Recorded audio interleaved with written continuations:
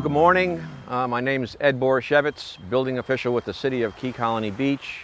And this is the calm day after the storm.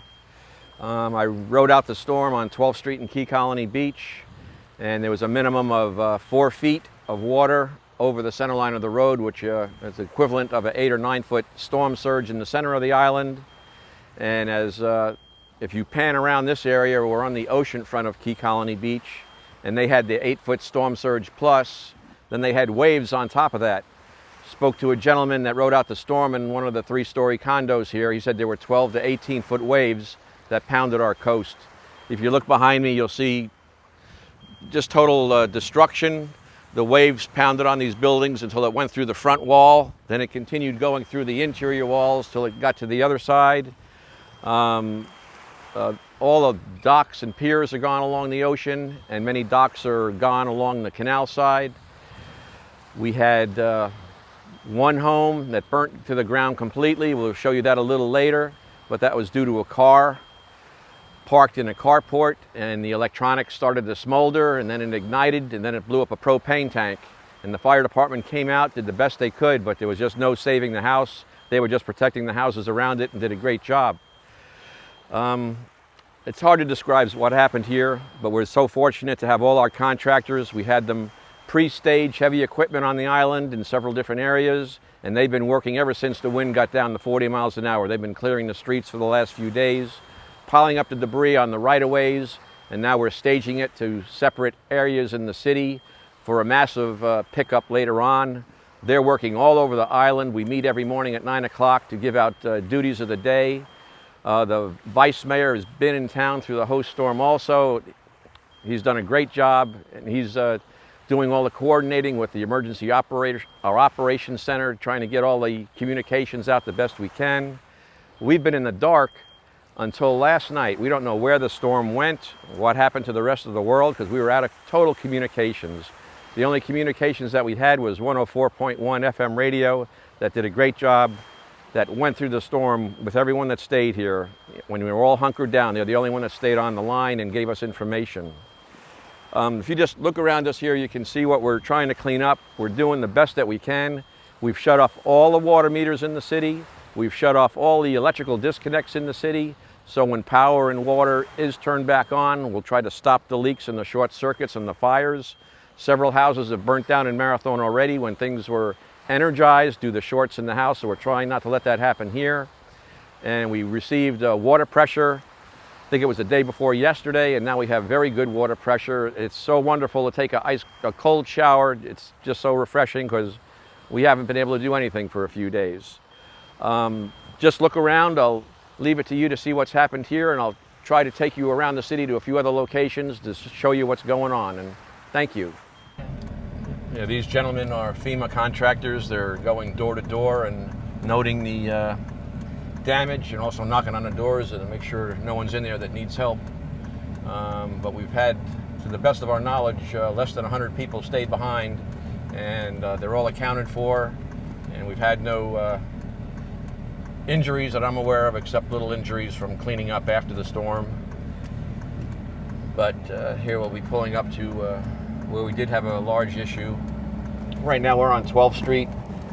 Again, the storm surge here, I can personally tell you it was over 4 feet above the center line that we're driving down now. And the winds were tremendous. I was in a solid concrete structure with a concrete roof, and I didn't feel safe there. I was in a middle bathroom, just covered with pillows and blankets. If you want to just say any words while I'm recording. Yeah, this is where we believe the fire started. The car received storm water damage, and somehow the electronics created a fire, and there was a propane tank right next to it, and the propane tank blew up, and then the house burnt to the ground. And that's something we have to watch out for in the future. That's why we shut off all the electric meters. So when we ever do get power energized again, we don't have short circuits in the homes, which will create a fire. That's happened a few times in Marathon already since the storm. This is just a sample of some of our shoreline destruction. These were Miami-Dade impact shutters. These were regular glass, but protected by impact shutters. But the wave action, there's just no stopping a powerful wave, and the wave just went through the outside wall and kept going through the inside walls. I mean, these units are all need 100% renovation and remodeling. Here we are on East Ocean Drive again. We're at Havana Jack's, Glunt's Ocean Beach Club. This entire resort was just renovated about 2 years ago, and now it's destroyed. If you can get a picture up this way a little bit, this was the outside bar, and now the roof's collapsed, and the bar, we don't even know where the bar went. And then there's the oceanfront pier. They have the piling left, but the pier is gone. And here's the interior of the structure.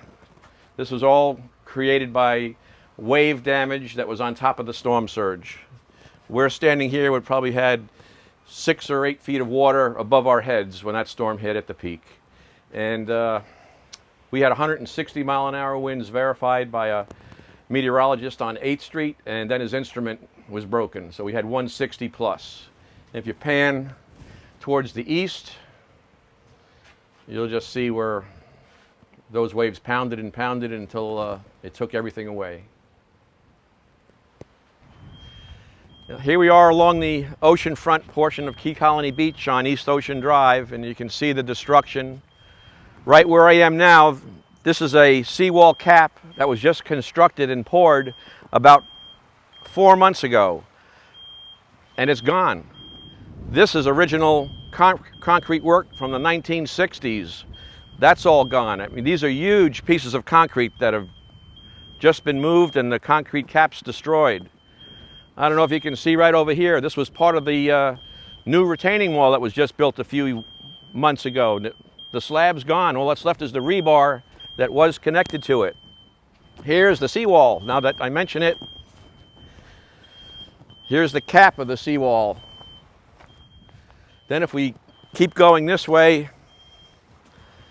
all those piling you see along the ocean, those were piers and docks.